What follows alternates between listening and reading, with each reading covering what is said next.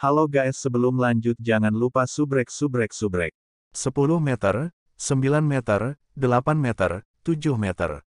Ye Xiaolei mendekati Kaisar Dewa Iblis perlahan. Seolah-olah dia takut membuatnya takut, Kaisar Dewa Iblis hanya berdiri di tempatnya dengan tangan kanannya terulur, menunggunya dengan tenang. 5 meter. Hanya 5 meter memisahkan mereka sekarang. Jika Ye Xiaolei mengambil 2 langkah lebih jauh, Kaisar Dewa Iblis akan dapat menghubunginya.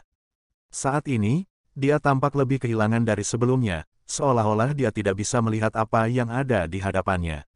Mungkin dia bahkan telah memasuki kondisi kesadaran yang berbeda. Dia maju selangkah lagi dan jarak mereka semakin dekat. Kegembiraan sudah mulai muncul di kedalaman mata Kaisar Dewa Iblis. Pada kultivasinya, keinginannya sangat sedikit, tetapi menjadi dewa sejati adalah tujuan terbesarnya. Itu bahkan akan memungkinkan dia untuk membebaskan diri dari rasa sakit karena serangan balasan dari dewa.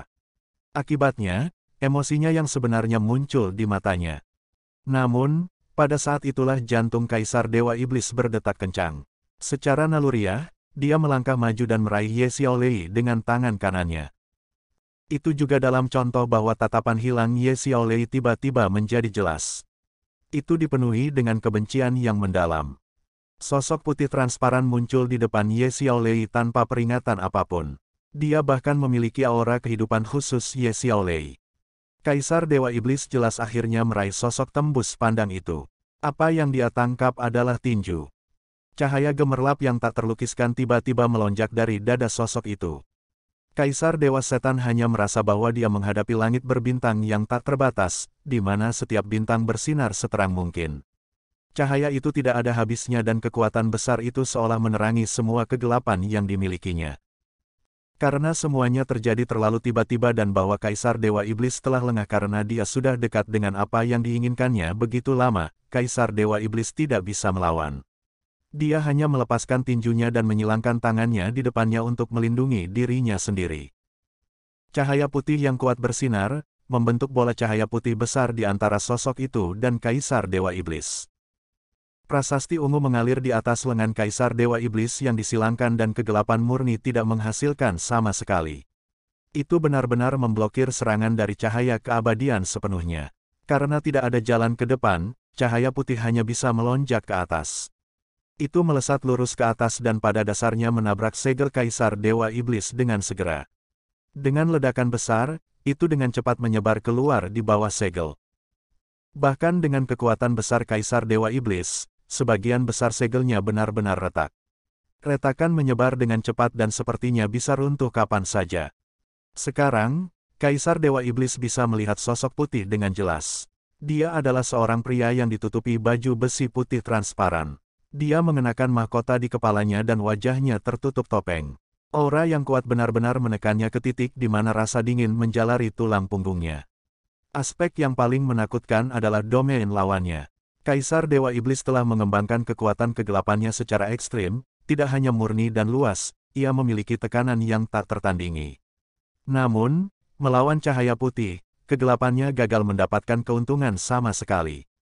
Itu sebenarnya tampak sedikit terkejut. Jelas, ini adalah perbedaan antara level domain mereka. Mata Demon God Emperor dipenuhi dengan keterkejutan. Sebelumnya aku jelas seorang manusia. Namun, sejak kapan manusia memiliki pembangkit tenaga listrik seperti ini? Bahkan Kapten Pembunuh Dewa Iblis, Chen Zidian, tidak sekuat orang ini. Dengan pedang tembus pandang besar yang ditempatkan horizontal di antara mereka, sinar matahari tiba-tiba tampak redup. Siang seolah tergantikan oleh malam. Demon God Emperor, kita bertemu lagi. Mungkin saat kita bertemu lagi adalah saat kita memutuskan pemenangnya. Sebuah suara yang jelas dan familiar terdengar. Kaisar Dewa Iblis bergidik tidak percaya. Dia bahkan lupa menyerang. Anda, Kaisar Dewa Iblis menatap ahli manusia tepat di hadapannya dengan sangat terkejut. Bahkan beberapa keheranan muncul di matanya. Dia bahkan tersandung kembali secara naluriah. Bukankah orang yang tiba-tiba muncul di hadapan Ye Xiaolei dan menariknya kembali dari kegelapan adalah orang yang memiliki tahta keabadian dan penciptaan surgawi, ketua pertama Persatuan Kuil dan Ksatria Keagungan dan Kepemimpinan Surgawi, Long Hao Shen. Merasakan bahaya dari Ye Xiaolei, Long Haoshen segera bergegas setelah berurusan dengan upaya Hao Yue untuk membunuh Knight of Judgment of the Dead dan Li Qing. Bepergian melalui ruang membutuhkan waktu, apalagi fakta bahwa Long Haoshen berada di alam lain, itulah sebabnya hal itu sedikit menundanya. Untungnya, melipat ruang saat dia bepergian tidak dapat mengancamnya dengan kultivasinya dan perlindungan tahta surgawi keabadian dan penciptaan. Ye Xiaolei benar-benar merasakan hubungannya dengan Long Haoshen sejak lama. Pada saat yang sama, dia juga merasakan kekuatan Long Haoshen. Meskipun dia hanya bisa merasakan kekuatan jiwa Long Haoshen, dia mengerti bahwa kekuatan jiwa memiliki hubungan yang erat dengan kultivasi. Akibatnya, ketika Ye Xiaolei perlahan mendekati Kaisar Dewa Iblis, dia tidak dibujuk, dia juga tidak tersesat. Itu untuk membodohi Kaisar Dewa Iblis dan memberi Long Haoshen cukup waktu untuk melakukan perjalanan melalui ruang angkasa. Long Haoshen masih berakhir tepat waktu. Saat dia muncul, Ye Xiaolei hanya merasa bahwa dia menjadi lemah. Dia telah berhasil mengusir Kaisar Dewa Iblis. Dia benar-benar berhasil mengusir Kaisar Dewa Iblis. Meskipun Kaisar Dewa Iblis tidak siap, berapa banyak orang yang tidak dapat melakukan itu di dunia ini. Ini aku, kata Long Haoshen. Pada saat yang sama, dia mengangkat tangan kirinya dan Divine Snail Shield of Sun and Moon muncul di hadapannya saat memancarkan cahaya 9 warna. Saat Long Haoshen tumbuh, orang yang paling dia takuti tanpa ragu adalah Kaisar Dewa Iblis. Bahkan dengan semua Raja Undead dari alam Hao Yue digabungkan, dia tidak menganggap mereka sama berbahayanya dengan Demon God Emperor. Akibatnya, setelah dia memukul mundur Kaisar Dewa Iblis, dia menggunakan kekuatan batu surgawi matahari dan bulan tanpa ragu-ragu untuk melepaskan kekuatan alat supra dewa dari perisai siput surgawi matahari dan bulan. Kaisar Dewa Iblis mengalami gejolak batin. Dia tidak pernah berpikir bahwa masalah yang baru saja dia pikirkan sebelumnya akan dijawab sekarang, di sini. Long Haoshen masih hidup. Dia sebenarnya masih hidup. Dari auranya dan baju besi menakjubkan yang dia kenakan, Kaisar Dewa Iblis dapat mengetahui bahwa dia tidak berada di bawah kendali seorang ahli nujum. Terlebih lagi, kekuatan yang dia tunjukkan bahkan membuat Demon God Emperor merasa terancam. Bagaimana kamu masih bisa hidup? Kaisar Dewa Iblis bertanya dengan bingung. Baginya, kematian Long Haoshen tampaknya lebih penting daripada mengambil keilahian dari Ye Xiaolei. Long Haoshen berkata dengan acuh tak acuh, mengapa aku harus mati? Anda sudah membunuh saya sekali, tapi saya yakin Anda tidak akan mendapatkan kesempatan kedua untuk melakukan itu. Selamat tinggal, saya percaya dalam waktu dekat, kita akan bertemu sekali lagi di medan perang. Ketika itu terjadi, saya pasti akan meminta bimbingan dari Yang Mulia. Saat dia mengatakan itu, cahaya 9 warna segera meletus dari Divine Snail Shield of Sun and Moon, menyerang Demon God Emperor sebagai seberkas cahaya tebal. Meskipun kekuatan terbesar Divine Snail Shield of Sun and Moon hanya bisa dilepaskan saat senja atau fajar, itu mampu menandingi serangan terkuat Divine Throne of Eternity and Creation ketika melepaskan serangannya sebagai alat supra divine karena akumulasi kekuatan. Lembur. Kaisar Dewa Iblis meraung, kamu tidak bisa pergi. Dia mengulurkan tangan kanannya dan tulisan aneh muncul di tinjunya. Setelah itu hanya mengenai cahaya 9 warna dari alat supra divine dengan cara yang begitu berani. Terjadi ledakan hebat. Segel Kaisar Dewa Iblis segera hancur di bawah ledakan mengerikan ini, karena kekuatan mengerikan pada dasarnya menyapu seluruh hutan dalam cahaya. Namun, alat supra divine adalah alat supra divine. Kaisar Dewa Iblis sangat kuat, tapi dia masih kalah sedikit dalam ledakan itu. Tubuhnya terhempas ribuan meter jauhnya, sementara Long Haoshen dan Ye Xiaolei benar-benar menghilang dari tempat pusat ledakan itu. Kaisar Iblis Dewa samar-samar melihat bahwa ketika cahaya 9 warna dilemparkan ke arahnya, bola lampu hijau terbang keluar dari tubuh Long Haoshen dan menyelimuti Ye Xiaolei. Setelah itu, dia menghilang. Long Haoshen melintas dengan cahaya ungu dan segera menghilang sebelum tabrakan juga. Dia telah pergi dengan melakukan perjalanan melalui ruang angkasa. Gagal menjadi dewa di ambang kesuksesan tidak mempengaruhi Kaisar Dewa Iblis. Dampak terbesar pada dirinya datang dari penampilan Long Haoshen ini. Ketika semua denyut energi spiritual mereda sepenuhnya, Kaisar Dewa Iblis tiba-tiba menemukan bahwa dia benar-benar merasakan ketakutan dari lubuk hatinya. Long Haoshen masih hidup. Apakah itu berarti Austin Griffin juga masih hidup? Apakah Austin Griffin menghidupkannya kembali? Tidak, itu tidak mungkin.